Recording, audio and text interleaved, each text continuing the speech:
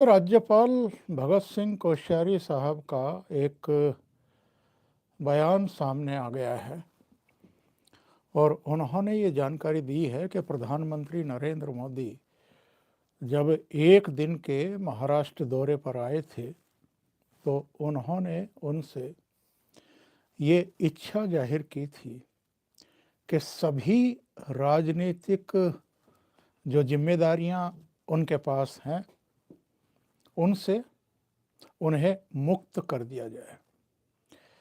भगत सिंह कोश्यारी ने कहा है कि वो अब राज्यपाल नहीं रहना चाहते, यहाँ तक कि वो अब राजनीति में भी नहीं रहना चाहते।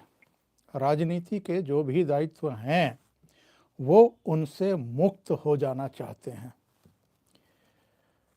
आपको याद होगा कुछ समय पहले उन्होंने गृह मंत्री अमित शाह को भी एक चिट्ठी लिखी थी और ये 2 पेज की चिट्ठी थी जिसमें उन्होंने उन कारणों का हवाला दिया था, जानकारी दी थी जिनके चलते अब वो राज्यपाल नहीं रहना चाहते हैं या सक्रिय राजनीति में भी नहीं रहना चाहते हैं।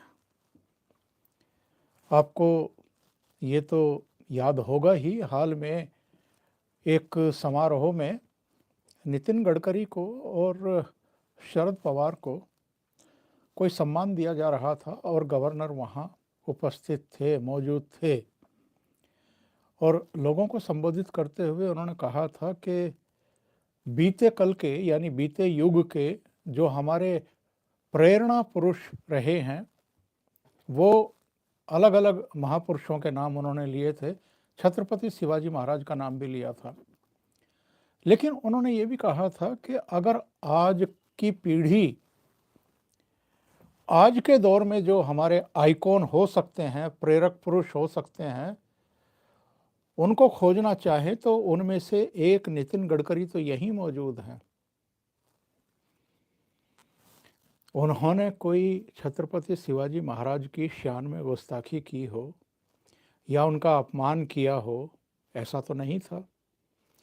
लेकिन इस मुद्दे को लेकर के जिस तरीके से रिएक्शंस आए महाराष्ट्र की पॉलिटिकल पार्टियों के और विशेषकर शिवसेना की तरफ से जो शुरुआत की गई, उद्धव ठाकरे ने जिस तरह के बयान दिए, बेहद आपत्तिजनक भाषा में उन्होंने भगत सिंह कोश्यारी के बारे में कुछ ऐसी बातें कही जो किसी को भी बुरी लग सकती हैं। उन्होंने यहाँ तक कह दिया कि ऐसे व्यक्ति जिनको वृद्धाश्रम में भी जगह नहीं मिलनी चाहिए, उनको राजभवनों में बैठाया जा रहा है और कोई योग्यता होनी चाहिए गवर्नर किसको बनाया जाए इसे लेकर के। वो भूल जाते हैं कि उनके अपने पिता बाला साहब ठाकरे और भगत सिंह कोश्यारी की उम्र में कोई बहुत बड़ा अंतर नहीं है। उनके पिता की, उनके चाचा की उम्र के ही हैं भगत सिंह कोश्यारी और वो कोई ऐरे गहरे नत्थु खैरे नहीं हैं या एवं ही उनको उठा करके गवर्नर नहीं बनाया गया है, बल्कि सब जानते हैं कि वो उत्तराखंड के मुख्यमंत्री रह चुके हैं। उनका बहुत लंबा जीवन राजनीति में बीता है और उनकी अपनी एक प्रतिष्ठा है, उनकी अपनी एक साख भी है। उनके कुछ बयानों को जिस तरीके से वहाँ तूल दिया गया है, जिस तरीके से उनके प्रति एक दुष्प्रचार करते हुए उनको अपमानित करने की कोशिश की गई है, उसको लेकर के भगत सिंह कोश्यारी अंदर से काफ़ी आहत भी हैं और वहाँ की जो पॉलिटिकल पार्टियां हैं, जो नेता हैं, उनसे नाराज भी हैं। और ये उद्धव ठाकरे कब से चिढ़े हुए हैं इनसे। याद करिए कोविड काल में एक घटना हुई थी, इन्होंने सब कुछ बंद कर रखा था और जो हिंदू जनता थी, सनातन धर्मी थे, उन्होंने लगातार ये मांग की थी कि मंदिरों के कपाट खोले जाएं ताकि वो नियमित रूप से वहाँ पूजा अर्चन कर सकें।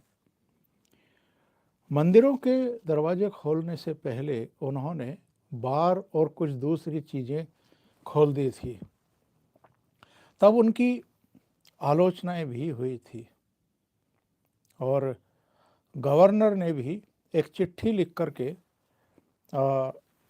मुख्यमंत्री उद्धव ठाकरे को पूछ लिया था कि वो सेकुलर कब से बन गए। पहले तो ऐसा नहीं था। और इस चिट्ठी के शब्दों को लेकर के, इस चिट्ठी के व्यंग को लेकर के इनको इतना बुरा लग गया था, ये चीफ मिनिस्टर थे उस समय, कि इन्होंने एक तरीके से गवर्नर के खिलाफ मोर्चा ही खोल दिया था। उसके बाद की वो घटना भी आपको याद होगी, जब भगत सिंह कोश्यारी को एक सरकारी कार्यक्रम के सिलसिले में मसूरी में जाना था। शायद आईएएस अकेडमी में उनको एक लेक्चर देना था और उनके जाने से निर्धारित समय से पूर्व ही राज्य सरकार को चिट्ठी लिख दी गई थी सरकारी विमान के लिए, लेकिन उस पर उद्धव ठाकरे सरकार चुप्पी साधे रही। और जब ये एयरपोर्ट जाकर के विमान में बैठ गए और विमान उड़ान नहीं भर रहा था, जब पता किया गया कि क्या हुआ है, तो उसके बाद पता चला कि राज्य सरकार ने तो परमिशन ही नहीं दी है इस जहाज़ को उड़ने की या देहरादून ले जाने की। वहाँ से वो मसूरी जाने वाले थे। उनको एक तरीके से अपमानित किया गया उद्धव ठाकरे के द्वारा। तो भगत सिंह कोश्यारी विमान से उतरे और फिर जो नियमित जहाज होते हैं उनसे वो रवाना हुए। इसके अलावा भी कई घटनाएं हैं जिनसे पता चलता है कि शिवसेना और शिवसेना के जो प्रमुख रहे हैं, उद्धव ठाकरे मुख्यमंत्री रहे हैं, वो कितना मतलब नफरत का भाव रखते हैं भगत सिंह कोश्यारी के प्रति। कोई ऐसा मौका ये चूकते नहीं है। जो ये ताज़ा प्रकरण हुआ था नितिन गडकरी वाला, शरद पवार तो वहाँ थे, शरद पवार ने वहाँ तो कोई आपत्ति नहीं की उनके शब्दों पर, बल्कि इस घटना के, इस बयान के दिए जाने के भी 10-12 घंटे बाद रिएक्शन शुरू हुए। तो जाहिर है बहुत सोच समझ करके इन शब्दों को पकड़ करके और इनमें कुछ निहितार्थ ढूंढ करके भगत सिंह कोश्यारी के खिलाफ विश्वमन किया गया बयानबाजियों के द्वारा। और इसका एकमात्र मकसद ये नहीं है कि भगत सिंह कोश्यारी को अपमानित किया जाए, बल्कि जिस पार्टी से वो आते हैं, जिस पार्टी की सरकार ने उनको गवर्नर नियुक्त किया है, उस पार्टी को राजनीतिक नुकसान पहुंचाने की कोशिश की करना, इसका टारगेट ये था, इसका मकसद ये था। लेकिन ऐसा लगता है कि बुजुर्ग भगत सिंह कोश्यारी बहुत आहत हैं। पहले उन्होंने अमित शाह को चिट्ठी लिखी थी और ये कहा था कि वो मार्गदर्शन करें। उन्होंने स्पष्ट किया था कि छत्रपति शिवाजी महाराज के बारे में या जितने भी महापुरुष हैं, चाहे महाराष्ट्र के हैं या महाराष्ट्र के बाहर के हैं, उनके अपमान के बारे में तो वो सोच भी नहीं सकते हैं। वो कितना सम्मान करते हैं इन महापुरुषों का, ये बताने की आवश्यकता नहीं है। और कौन भूल सकता है, भगत सिंह कोश्यारी ने जब राज्यपाल पद की शपथ ली थी तो मराठी भाषा में ली थी। वो बहुत अच्छे तरीके से समझते हैं। हालांकि बहुत सारे लोगों का कहना है कि कुछ कुछ ऐसे संवेदनशील विषय होते हैं हर राज्य के, जिनके बारे में सोच समझ करके ही बयान देने चाहिए।